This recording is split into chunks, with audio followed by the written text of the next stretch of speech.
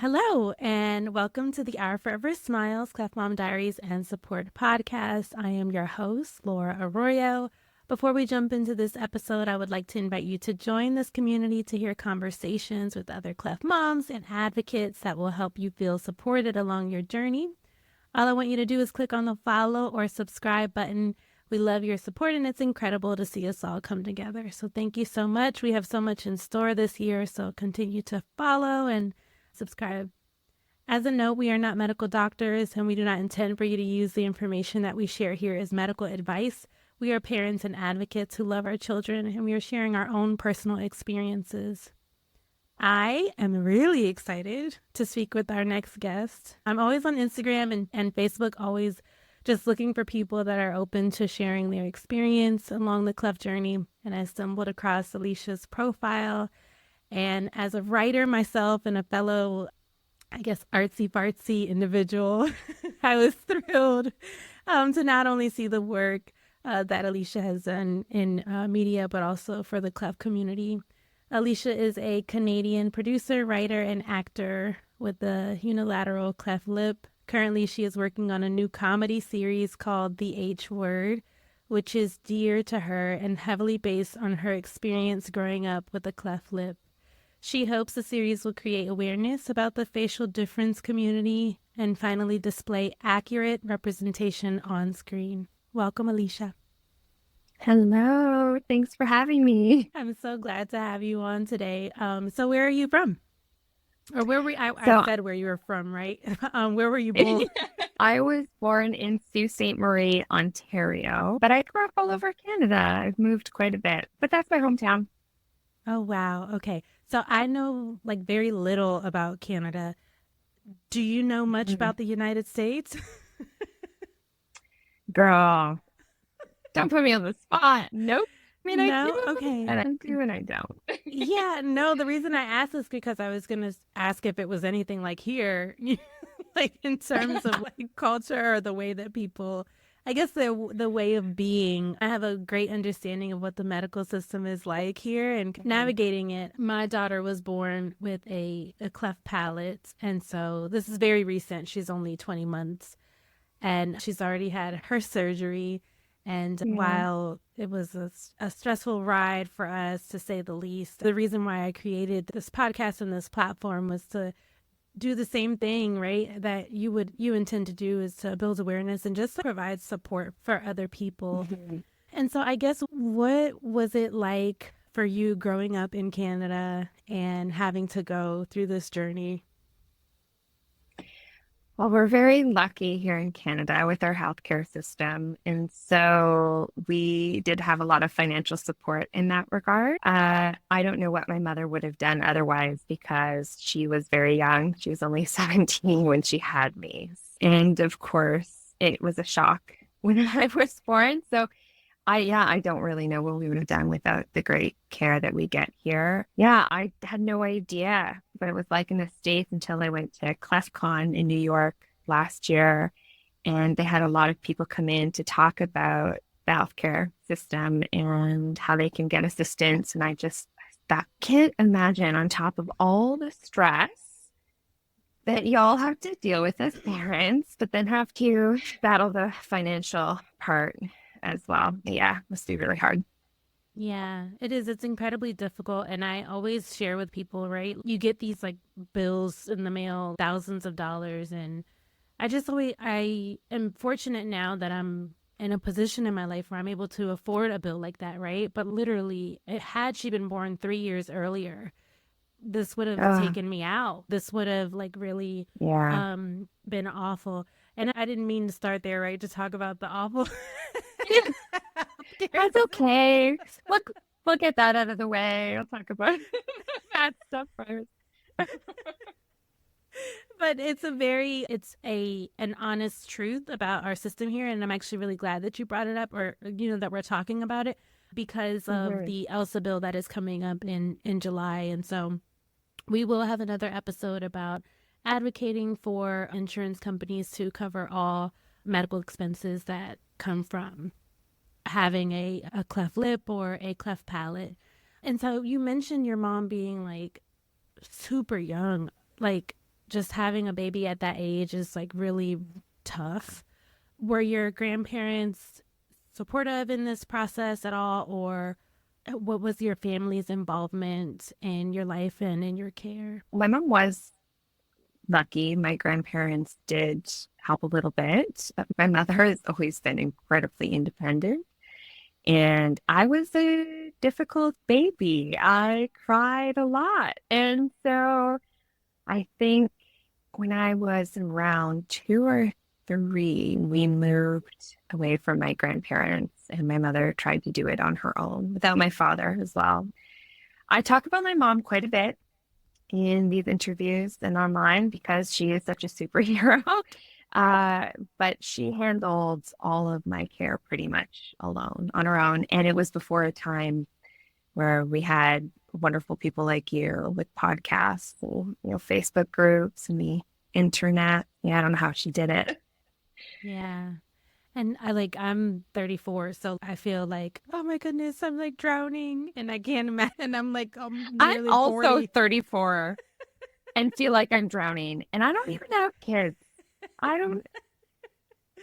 Oh, Yeah, I just remember when she was born, and of course my experience to my intro to motherhood is a little different, right? I had a few more appointments than others, yeah. but it like, oh my goodness, motherhood, there's just nothing that can prepare you for it. And so yeah, I can imagine like how challenging that is. And I also think too, like it just made me have this thought about like my mom. By my age, she had three, and I literally, when I was navigating this whole thing with my daughter, I was like, I can't believe people do this more than once. Like, I Yeah.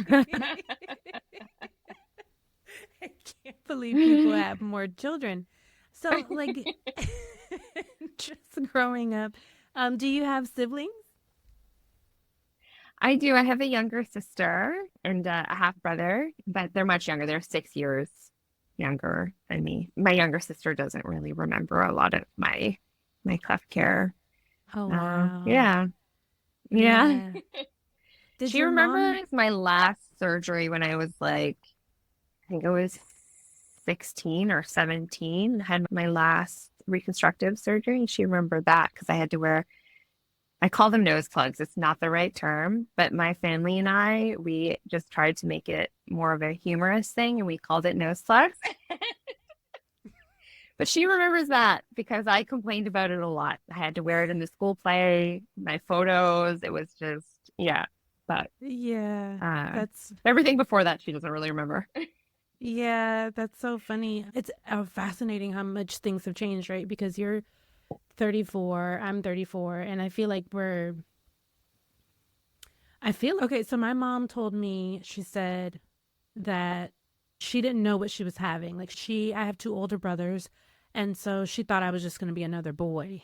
So she was surprised, and I was like, "You guys didn't have ultrasounds?" Like I'm like, I Well, we've feel come like a long way.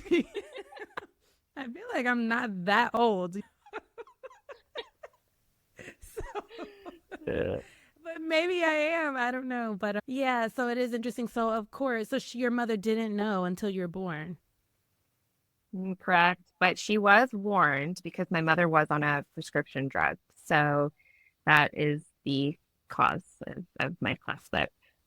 I think she was on it during the first trimester. And so when they realized that she was pregnant, they did let her know that I could be born with something, and but she wasn't too concerned. So, Yeah. yeah. And was it seizure medication? I know that's like a big one that they talk about a lot now. I believe it was a steroid. Yeah, I'm not exactly sure what kind. Yeah, it's so there's a lot of cleft moms that they intended cleft moms that really try to crack the case and they want to Yeah. know. Yeah, they want to know. So you might get that question from people like, can you find out the name of the steroid that your Yeah, mom took? I should. I definitely should. I'll get that information. Only if you want to, because Oh, no, I'm happy to share. I probably should know that. Yeah, I think it's an yeah. important piece of information. I just know that it's a steroid.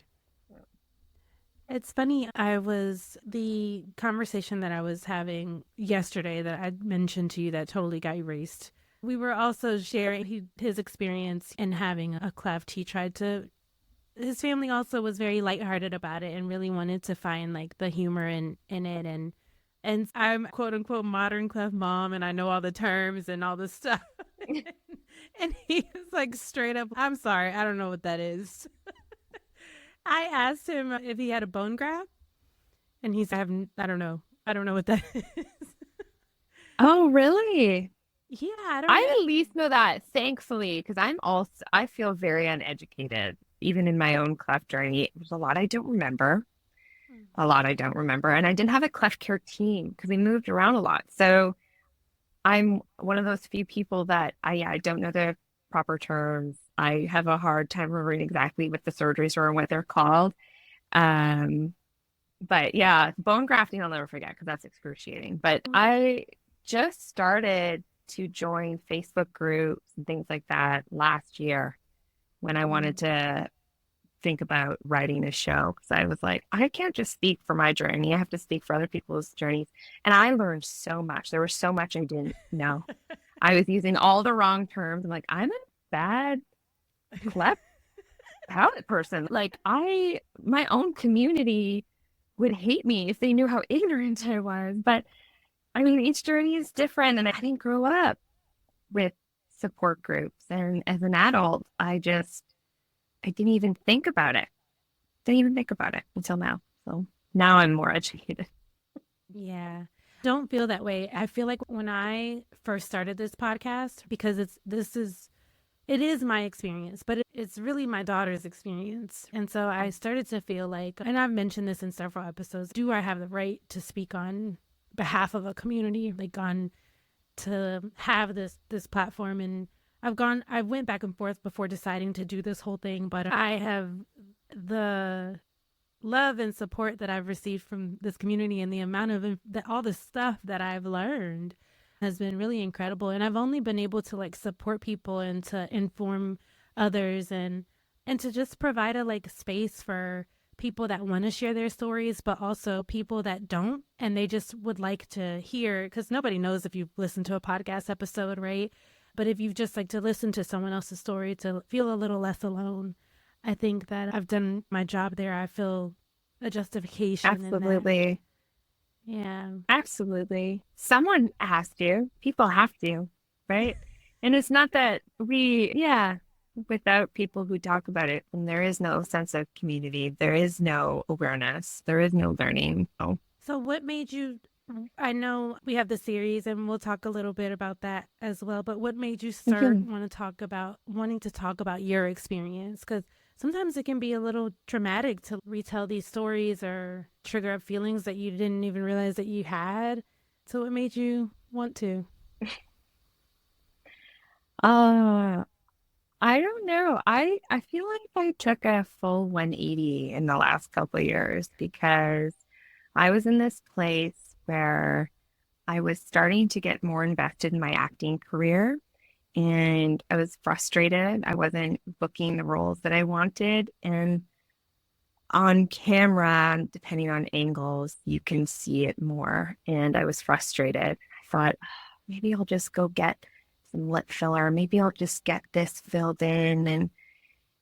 It was so sickening because I was like, I don't want to, even though I was really insecure about it, I didn't want to erase this part of me because it's been with me my whole life. Like I'm kind of protective about it. And then I don't know what flipped, but I was like, I can't hide this thing, nor do I want to. So I better just lean into it. Better start embracing this part of me. And I've talked about this before about like stepping into your power. And my mother has been saying that to me for years, Allisha, you just got to step into your power. And I was like, I am in my power. Look at me. I'm out here. But I didn't fully comprehend what she meant. And it was just like fully embracing who I am and all the parts, even the parts that I don't love necessarily all the time. And things changed. And I wasn't even sure that I was ready. I Mm. just took a step forward and then things started snowballing. And now I'm here and I'm still talking about it. And it's been the most incredible journey because I've healed parts of me that I didn't even know needed healing. And Mm-hmm. writing a show about it brings up a lot of things as well. And I'm growing now. I feel like I'm in the place that I can go back to those places and give that little girl some healing. Whereas 5, 10 years ago, I would not have been able to do that. Yeah.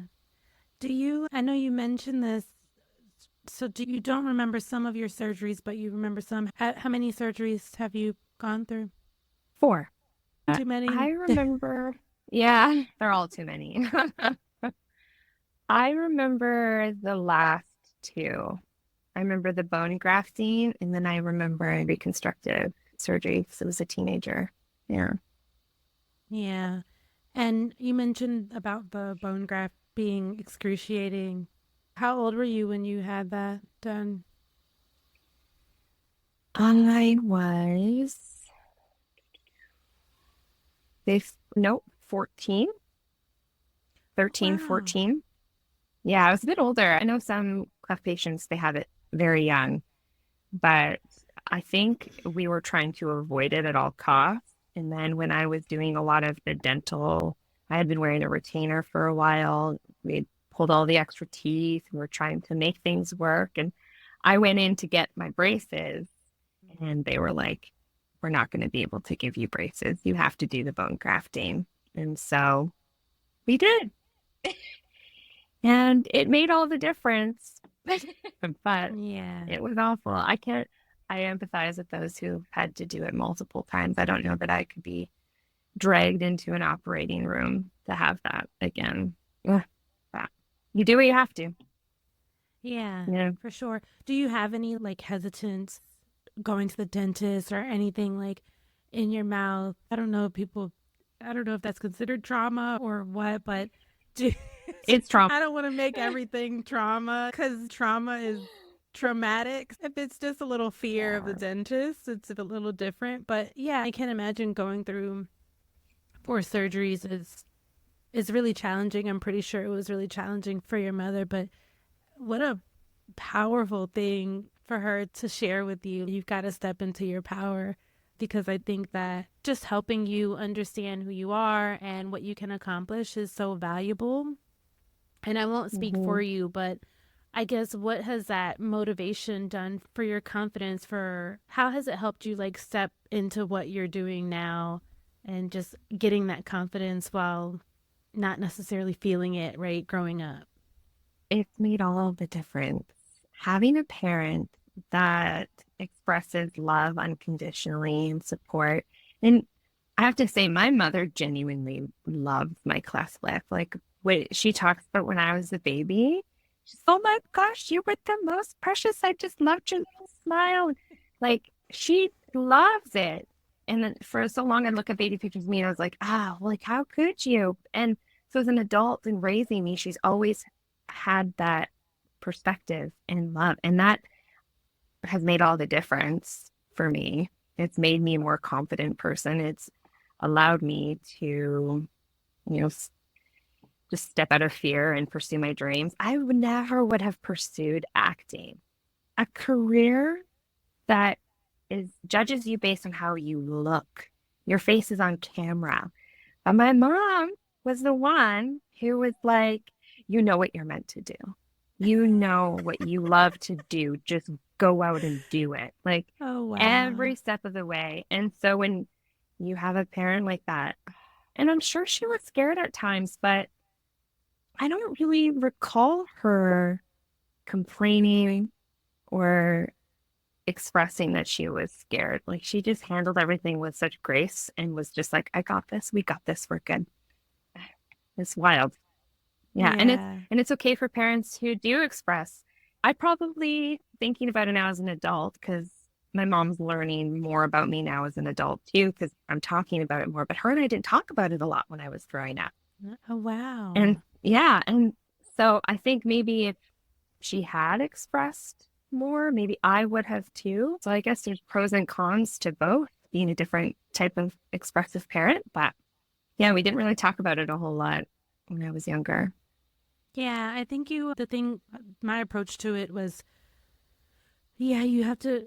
I feel like I have to be strong for her, that type of thing. And she's a Mhm. baby, so it's sometimes you feel like, oh, what does she know? But she does, right? Like she does, and I have to. I immediately, even being a first-time mom, I'd never been a mom before, and I went into this different mode. It was like, so she surprised me as well because she's palate affected only. So I learned at birth, and I went right into Mm. action. And so it was like I we would go to these appointments and they ask questions and I'd ask questions back, and it was just one of those things that just I became a different person. She's certainly made me stronger, and I have heard Yeah. of mothers that have said I have this experience with mothers that have grieved their baby's pre-op smile. It's like a real thing. Like after surgery, Yeah. they don't recognize their baby, and I'm like, it's so heartbreaking. It's such a I just got a message from someone, a follower her and I have talked, and she got a tattoo of her baby's smile pre-op. And I was like, my mom would do something that wild as well. But I just love that. And it makes sense. You get used to it. It's, yeah, yeah. yeah. I feel like I've been jumping all over the place. I feel like we start talking about something and then I remember something else. So just forgive me. But so you wrote in your pre interview something that I thought was totally profound. You said that no matter how many surgeries one has, the scar will always be there, literally or figuratively. Can you expound on that a little bit? Yeah. I think most of us, we have the surgeries in hopes that it's less noticeable. And I've had many people when I say, oh, yeah, I was born with a cleft lip, and they'll say, oh, I didn't even notice. And it bothers me sometimes. And I'm like, okay, first of all, how do you not notice? But if you actually didn't notice, then it's, oh, so am I passing? Am I passing as someone who doesn't have a Mm. cleft lip? But then it devalues this huge part of me in my journey. And so even if I was to get my lips done perfectly and fill this in and make my nostrils even, it's still there. It's still there, whether people say they notice it or not. It is my journey. And yeah, I think it's important to learn to embrace that part. But I know that's hard and it's not easy for everyone to do. Everyone's on their own. Yeah. I guess you as an adult now, what is the best approach for what should someone say? Or should they not say anything? Or Like when you say, "Oh, yeah, okay. I was born with a cleft lip," So two ways. like So if that. you mention it, what is an appropriate response? That is a great question because what might be an appropriate response for me might not be an appropriate response for someone else. I think of saying, "Oh, I didn't notice," you could say, "Oh, I didn't know that about you." Oh, okay. I like Oh, that. oh, Yeah. thanks for sharing that. Yeah. I don't know. That Some one people is ask like questions. Thanks for sharing. I don't know. See, I don't know.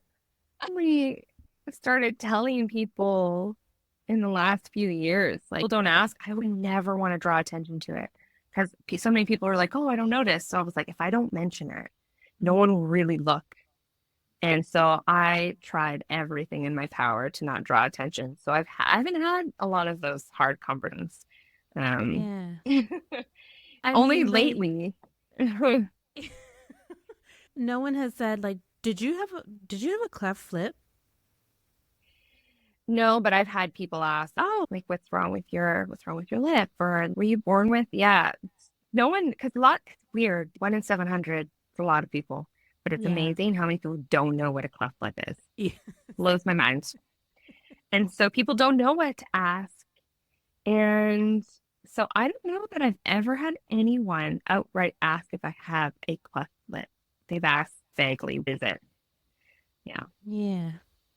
I'm just Mhm. this is the first time I've asked this question because I'm just thinking like, how does someone ask if they are genuinely curious and want to know without coming off as like completely insensitive. So That's it's tough because certainly, some people don't want you to draw attention to it at all. My yeah. mother made that mistake last year. She met an older woman and Mhm. a cleft lip, and this woman looked so upset. She did not like that my mother asked at all, even though she was kind and genuine about it, and she just wanted to relate. Sometimes it's just better to not. I'm always on the side of caution. Even myself, as someone with a cleft lip, I was in Tim Hortons the other day. I want to cast as many Canadian cleft affected individuals in my show. And I saw this young girl. She was so pretty and she was walking past and I was like, oh, like so excited. And I was ready to stop her. And she was with her friends to be like, I noticed you have a cleft lip. I stopped myself because I was like, can you, like a teenage girl, probably still in that stage of potentially being insecure. And I just draw attention to it in the middle of a Tim Hortons. Even though I have it, it could still be offensive. And so I want to bring it up every time. I want to have a secret handshake when Yeah. we see each other, but not everyone is there. So sometimes it's better to just, well, unless Yeah. you're That's, close. If you're close, then it's different.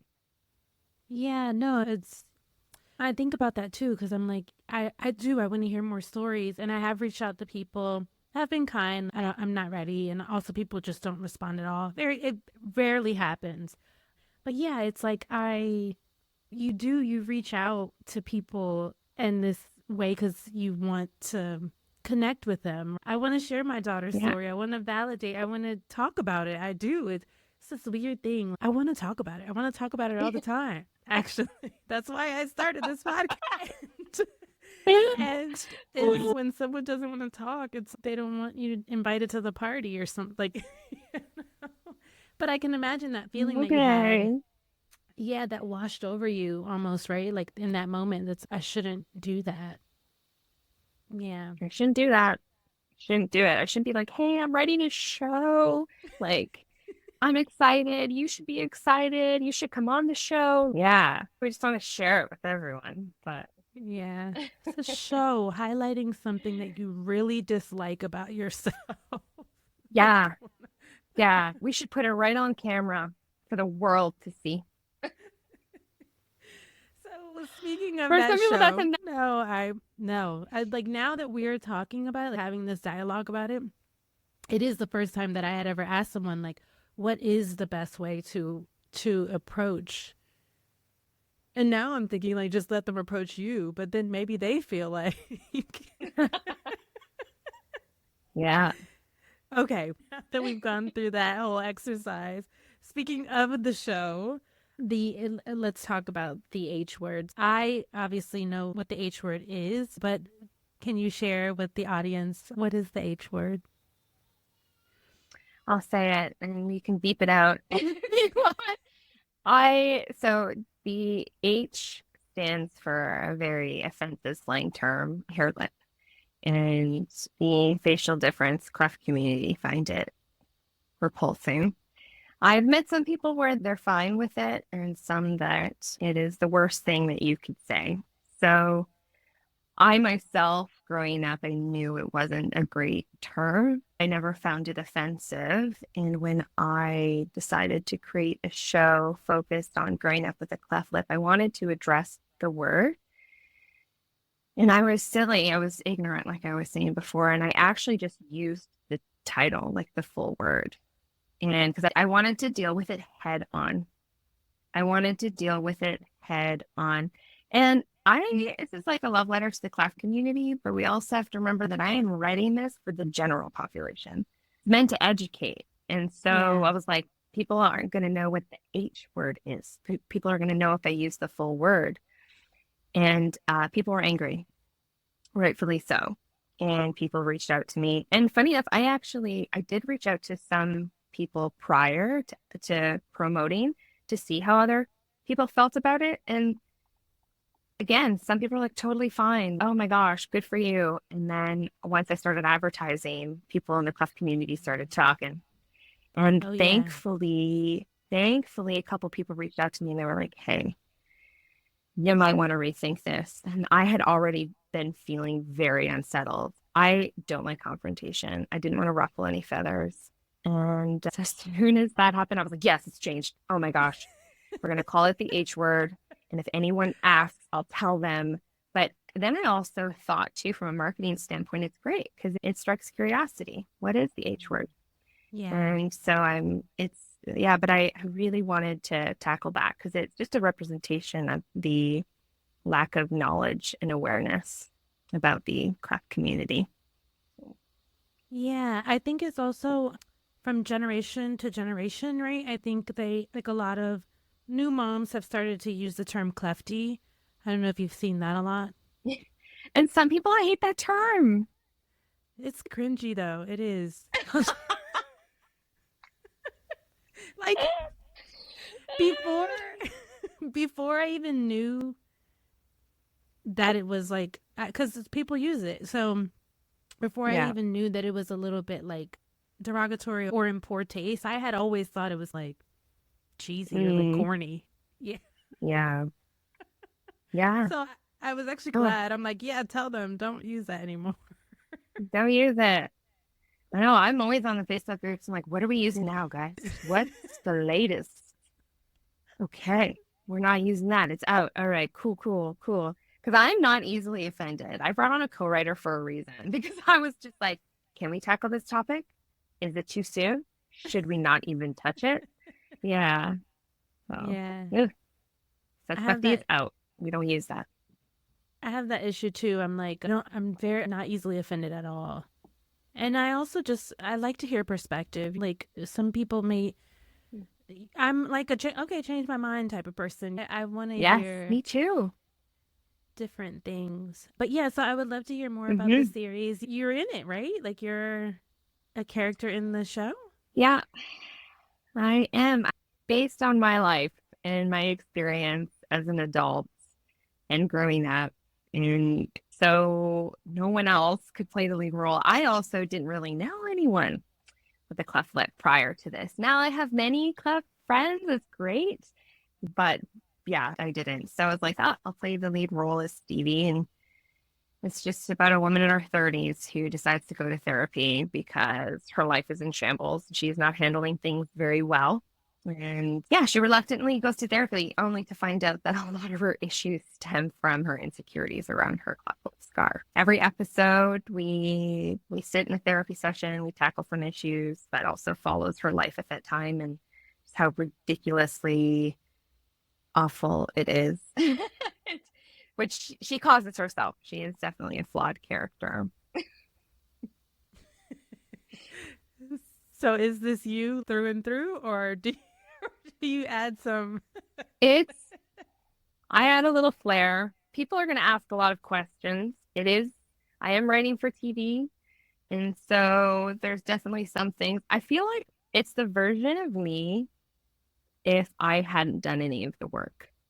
Because I'm definitely not that person in the show. But if I hadn't done the work over the last, I'd say, 10 years, yeah, I probably would be a hot mess like Stevie and desperately needing therapy and intervention.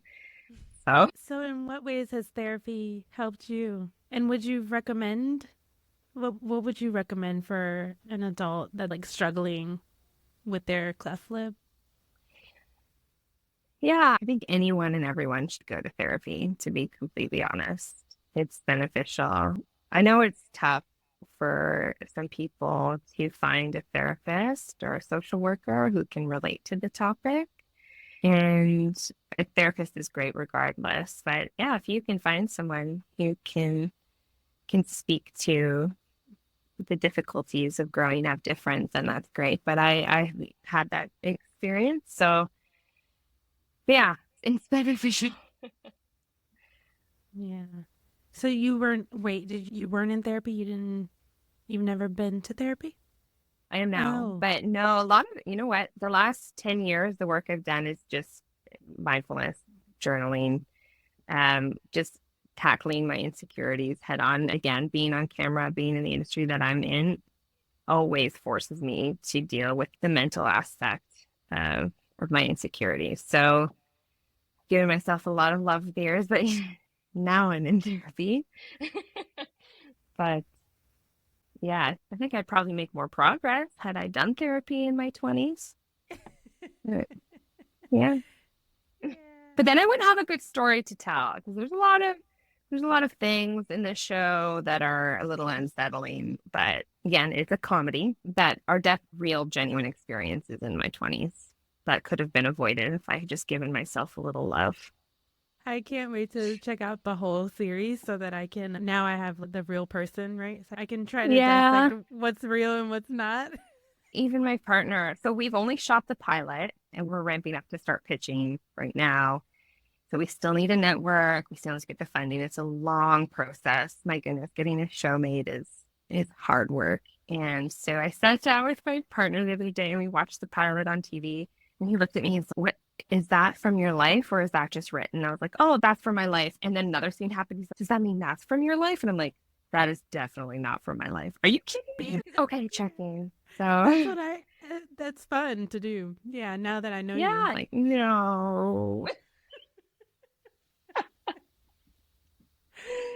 Yeah. So what It's for got you me to into know and the acting? audience to find out. Oh, for sure. Yeah, no. So what got you into acting and into writing your own shows? And what do you I like to ask a bunch of questions at once. I'll save that one.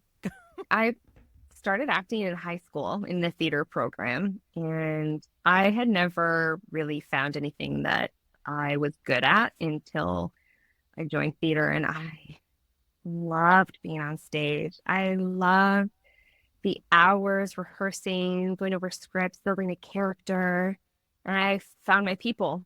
But I didn't think I could have a career in acting. So I did so many other things before committing to this. And 10 years ago, I moved to Toronto to learn more about film, television. I finally was ready to pursue it, thanks to my mother. And after 7 years of that, but still not feeling like I was getting anywhere, the roles I was playing were just, they weren't juicy. They weren't me. It was, yeah, I don't want to get into the roles I was playing, but they weren't ideal. And I had always had the intention of writing, producing, and directing my own work. I initially wanted to do film because I thought I can make a difference in film. You have a larger audience base. I can tackle some serious topics. So I did a lot of mental health related projects when I first started. 3 years ago, I was given an opportunity to come on board a project to write and produce. And I was like, I've never written a show, right? And they were like, we trust you. And I was like, okay. And I got thrown in and we had to write a comedy show real quick and shoot it. And I was like, this is it. I am in my element. And yeah, it gave me the strength to really big, important topic of Yeah. mine. So here I am. Yeah. What do you like more, the writing now or the acting? Still the acting. Still the act. Writing is fun, but I'm a perfectionist and I get in my head a lot. And because I consider myself a new writer, like I've been writing forever, but writing for TV, it's stressful. It scares me. I will rewrite a scene 10 times. Like the co-writer I brought on, who is also has a cleft lip. It's so great because then we can bounce ideas off together. I love that style of writing, which is why I like writing sketch because you have people in a room and you build, scenes together. I love that.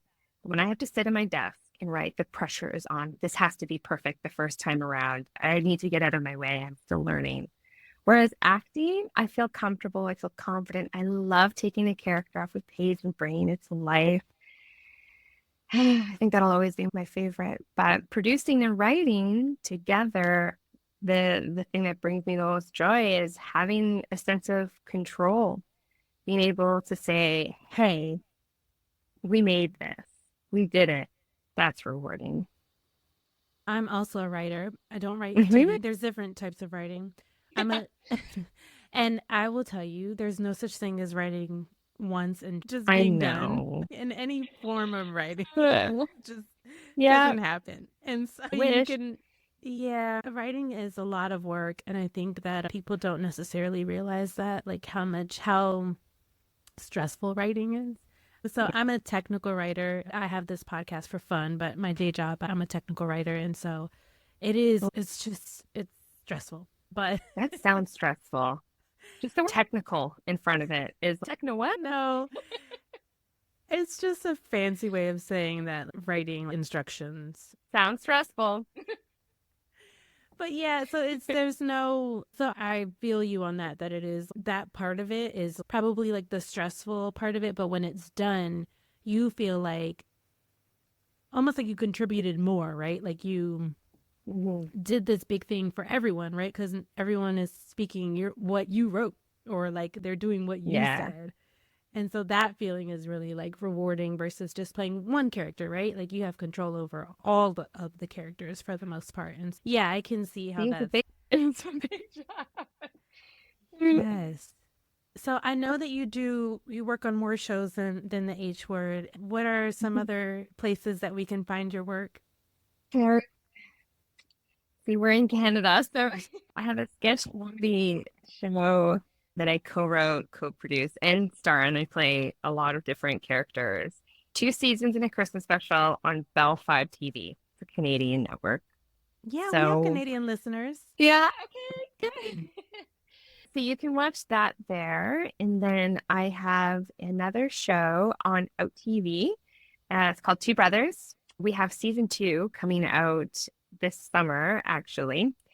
And yeah, we're really excited about that. So that show I just produce and star in. Yeah. Nice. Okay. So everyone will go, our Canadian audience, we will go and check those out. What's the biggest lesson that you've learned along your Cleft journey?